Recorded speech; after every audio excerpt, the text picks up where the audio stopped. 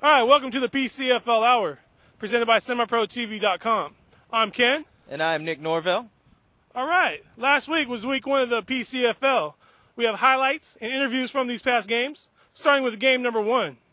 The Solano Chiefs at the Delta Vipers. Nick, something special happened in this game. Oh, something very special happened this game. We had the Defensive Player of the Week for the Vipers and Josh Schroeder, owner/player, jack of all trades, offense, defense, everything. And we also had Austin Winston, the wide receiver of the Chiefs, catching the game-winning touchdown, 42-yard catch with 2 minutes and 30 seconds left on the clock, sealing the win for the Chiefs. And he is your game breaker of the week, correct? He is the game breaker of the week. We will have a game breaker of the week every week, a player that swings momentum towards their team, a player that changes the course of the game and seals the win for their team. And all right. Okay, all right. That is Austin Winston. All right, well, let's check out the highlights and the interviews of those games. All right, you were the game breaker of the week as far as the Solano Chiefs, your win over the Delta Vipers, 26-19. You had a 42-yard pass from quarterback Tyrone Little with 2 minutes 30 seconds left in the fourth quarter. How did it get to that point? You guys were down 19-6 going into the fourth quarter. The Vipers caught up 19-19 and tied it up. What was your offense trying to do at that point to put the points on the board and put the game away with the win? Basically, we were just trying to drive down the field, trying to get a little bit more running, and hoping we would break a big run. They got pretty good defense, so they pretty much stopped us. And I told Coach, I was like, Coach, throw it deep. We can score if you throw it deep. So he went ahead and gave me the chance. So went in there, called the play, told him to throw it to me deep. So he threw it to me deep, made the catch, scored. Now, as far as your offensive strategy for this game, you guys actually, it looked like you guys were running the ball pretty much up until the fourth quarter. You had runs by Marcel Dunn, and Tyrone Little ran it in. Were you guys trying to stick to the run going into the game? Yeah, this game was pretty much supposed to be, run the ball down their throat. But, we're going to try to throw, a few passes in there, just to throw them off. But like I said, the defense was pretty good. So, for the most part, they stopped our run. Now, for your next game against the Solano Ravens, big crosstown rival game. Both of you 1-0 going into the game. What's your prediction for this game as far as your offense? Are you going to still try and run it, or do you think you'll change it up and go more with your pass? I think it's probably going to be more balanced this game. We've been working hard and practicing, and I think you're going to see a little bit more fluidity out of our plays and a little bit more balance. We're still going to run the ball, because we're a running team, but you're going to see some passes, you're going to see some big plays from our team. Now, a very, very tough loss for the first week of the PCFL season. A real slim loss, 26-19 to the Solano Chiefs in the first week. How's your team looking to bounce back from such a slim loss?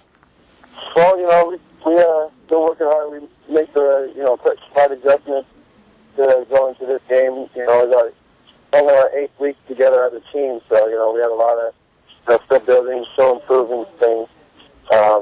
We're making it this week. We're making necessary adjustments, personnel-wise and play-wise, so that when we come in against the War Angels, we improve that much better and hope we can get the win this week. Well, you guys started off in a positive way for the Vipers. Your quarterback, offense led by Ronnie Chaddick, number 7, scored on a 1-yard TD in the second quarter. And you guys kept it real slim. You're trailing only by a couple points going into the fourth quarter, 19-6. And then your team surged. The Vipers came alive. You had a 18-yard interception return by Alton Seymour, the defensive back. And then with 7:45 left on the clock, your quarterback Ronnie Chaddick found Justin Upton in the end zone for a 28-yard score, bringing the score to 19-19. What was the deciding factor, the turning point, when you guys tied it up? We sat together as a team and pushing and came back, showed us that we weren't going to give up. Came back and tied it. And with 2 minutes left in the game, they ended up scoring the winning touchdown against us on a pass play. But all right, game number 2 for the PCFL. We had the Gladiators and the Ravens. Along with highlights of this game, we also have 2 interviews. With the Ravens, we have Lavelle Marshall, and the Gladiators, we have Rich Atkinson. Check it out. First game of the week, a 6-24 loss to the Ravens. Coach Atkinson, how was your team looking to turn things around and get past this loss of the first week? A couple of factors. Was it was a battle of nutrition out there against the Ravens with a 55-man roster they had against our suited 25. We were, short roughly 20 guys, total roster. A good 15 that we have that didn't make it due to car troubles and things of that nature. So with that said, having a third-string quarterback in there, he's a running back. Did an incredible job. Raymond Kramer, right? Raymond Kramer, yes, did a great job. Filling in. I think you'll see a big difference with the starting quarterback in there this next week against the Hawks. Big game this week against the Solano Chiefs, the crosstown rivals. What's your game plan going into this game? Our game plan is to do a lot of running and to see how the run works before we go to the pass. We want to smash mouth and just give it to them hard. Nice. So your game against the Tri-County Gladiators, you started it up with the passing a 50-yard bomb to Aaron Frazier from QB Jamin Bodie. Bodie also had another touchdown pass later in the second quarter to Bill Carlin Jr., your other wide receiver. You kept it very balanced as far as running the ball with your starter Ulysses Dalton, but the Tri-County Gladiators actually came back in the third quarter and actually scored on a dive. But you were able to shut them down the rest of the game. As far as the defensive strategy going up against the Chiefs, what do you have in mind? We have a lot in mind. Which pretty much we're just going to have a lot of cover zones, but we are going to sit in a lot of blitzing packages and stunts. We need our front 7 to hold. As long as our front 7 can hold, our secondary can stay in their coverage and keep everything contained. So as far as your front 7, the Solano Chiefs seem to run the ball a lot with the first game of the season.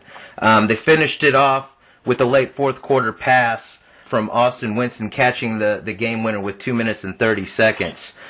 With them running the ball and then resorting to the pass late in the game, what is your concentration as far as early in the game compared to the second half? Are you going to be looking for the run? Yeah, we are. We actually are going to look for the run after I review the tape. We're actually going to focus on stopping the run and letting our DBs just coast in the secondary and watch out for the pass, but to make sure the run doesn't get out of hand. Nice. So with your team is actually, with the first week in the PCFL, you are tied for first with 6 points with the Alameda County Knights, and you are second in offense with 24 points. How are you guys going to keep this rolling with such a big game as far as the crosstown rivalry with all that emotion going into just the second game of the season? We're just going to go out there and pray and keep our heads high and just work hard.